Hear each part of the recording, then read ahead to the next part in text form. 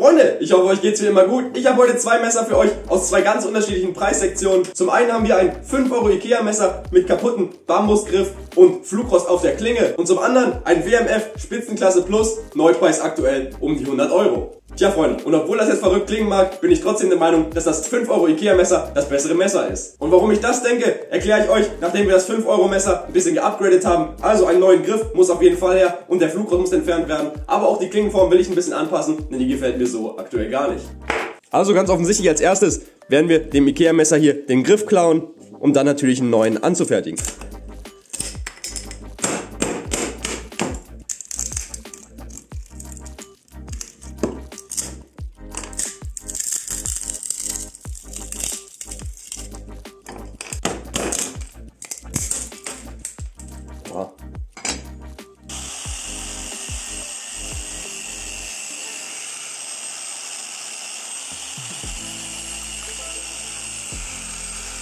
Als neue Klingenform habe ich mir eigentlich irgendwas Droppoint-mäßiges vorgestellt, also einfach nur die ganze Klingenlänge erhalten und das Ganze vielleicht so nach unten ziehen. Aber ich glaube, besser gefällt mir sogar, wenn wir das Ganze ein bisschen steiler machen, also wenn wir das nur hier so abfallen lassen.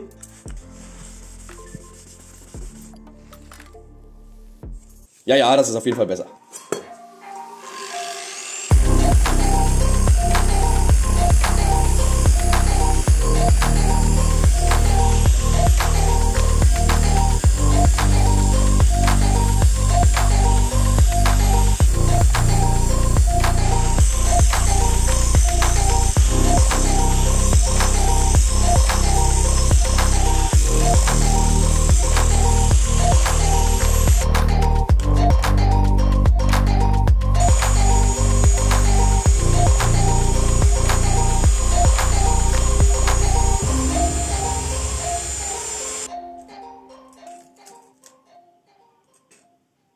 So Freunde, die Klingenform gefällt mir jetzt auf jeden Fall schon viel besser. Jetzt werden wir die Gelegenheit noch nutzen, dass wir keinen Griff haben. Denn so können wir am Bandschleifer einen Längsschliff machen, was sonst ja eigentlich nur per Hand geht. Wenn der Griff bis hier geht, können wir das Ganze nicht flach auf den Bandschleifer legen. Aber da wir wie gesagt aktuell keinen Griff haben, bietet sich das hier auf jeden Fall an. Damit werden wir auch dieses olle Ikea Logo los und natürlich auch alle Kratzer und Flugrost, was hier jetzt noch auf der Klinge am Start ist.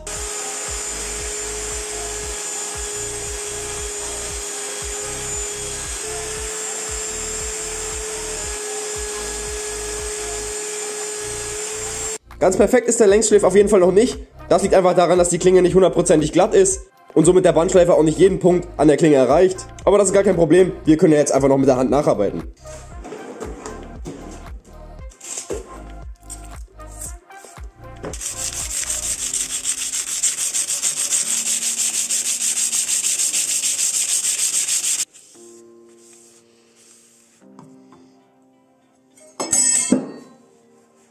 Oh Freunde, ich sag euch eins, mich macht es immer wieder glücklich, wenn ich hier so einen Längsschliff sehe und einfach merke, wie viel wertiger die Klinge einfach direkt nach dem Längsschliff aussieht. Aber wenn man mal drüber nachdenkt, ist es eigentlich nichts anderes, außer die Richtung, in die die Klinge geschliffen wurde. Also, lasst uns mit dem Griff starten. Wir haben jetzt noch ein Stück vom Original und das sind jetzt hier ziemlich genau 12 cm.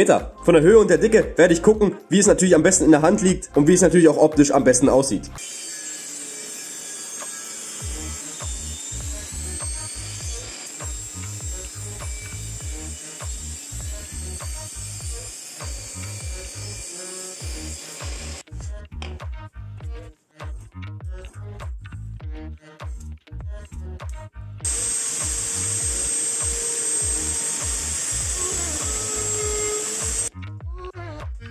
An der Stelle nochmal ein kleiner Reminder, habt ihr einen Auftrag für mich, egal welche Art, ob schärfen, restaurieren oder sonst irgendwas, habt Videoideen oder wollt mich einfach nur was fragen oder was mitteilen, dann könnt ihr das ganz bequem machen. Schreibt mir entweder eine Nachricht über Instagram, eine E-Mail oder einen Kommentar unter diesem Video. Alle Infos gibt's natürlich auch nochmal in der Videobeschreibung.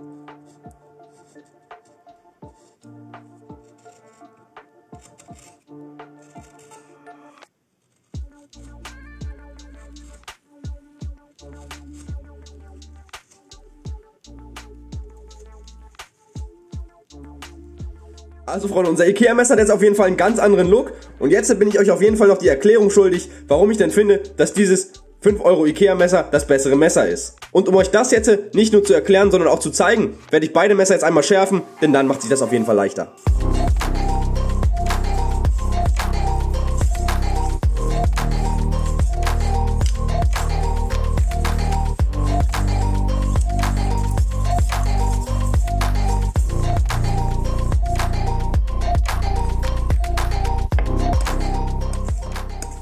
Alles klar, beide Messer sind jetzt auf jeden Fall extrem scharf und wichtig ist auch noch, beide Messer wurden mit dem gleichen Stein geschärft. Also haben damit beide Messer auf jeden Fall identische Voraussetzungen und beide Messer bestehen auch problemlos dem Papiertest.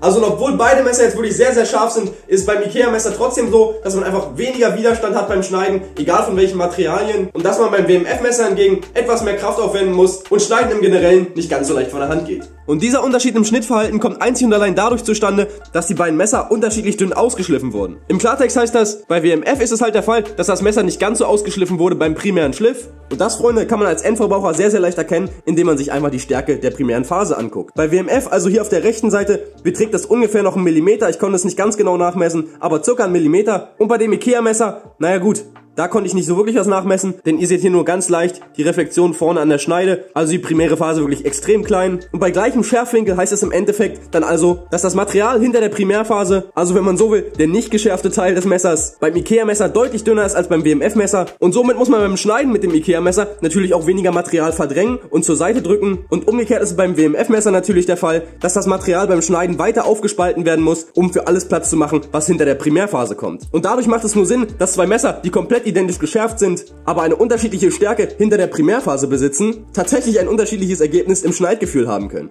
Und natürlich soll das jetzt nicht heißen, dass WMF schlechte Messer macht, aber ich wundere mich auf jeden Fall schon seit längerem, warum Messer generell auch noch bis in die Oberklasse hinein beim Ausschleifen so dick hinter der Phase gelassen werden. Denn ihr seht, das Ikea-Messer macht's vor, dünn ausgeschliffen bis hinter die Primärphase. Und das macht nicht nur das Schneiden angenehmer, sondern tatsächlich auch das Schärfen, ganz einfach aus dem Grund, dass man nicht so viel Material abtragen muss. An der Stelle muss ich natürlich nochmal einen kleinen Disclaimer machen, dass ich dieses 5 Euro Ikea-Messer diesem 100 Euro WMF-Messer vorziehe, ist eine Entscheidung, die ich ganz allein auf das Schnittgefühl getroffen habe, also wie leicht und angenehm man mit dem Messer schneiden kann. In den meisten anderen Kategorien würde das Ikea-Messer sich aber trotzdem hinter das WMF-Messer anstellen müssen. Allen voran natürlich die Bildquality, ihr habt es gesehen ganz am Anfang, der Bambusgriff, der war natürlich kompletter Müll. Aber auch in Sachen Stahl und dementsprechend auch in Sachen Schnitthaltigkeit wird das WMF-Messer auf jeden Fall die Nase vorn haben, da bin ich mir ziemlich sicher. Dennoch, müsste ich eins dieser beiden Messer für die Küche wählen, würde ich mich persönlich wirklich für das 5 Euro Ikea-Messer entscheiden, das wir in diesem Video geupgradet haben. Seid ihr da anderer Meinung oder gebt mir sogar recht? Dann lasst es mich liebend gerne in den Kommentaren wissen. Über ein Like würde ich mich in jedem Fall freuen. Ein Abo für die, die es noch nicht getan haben, natürlich auch. In dem Sinne, egal mit welchem Messer ihr schneidet, ich wünsche euch auf jeden Fall viel Spaß. Passt auf euch auf. Wir sehen uns ganz bald. Bis dahin. Ciao!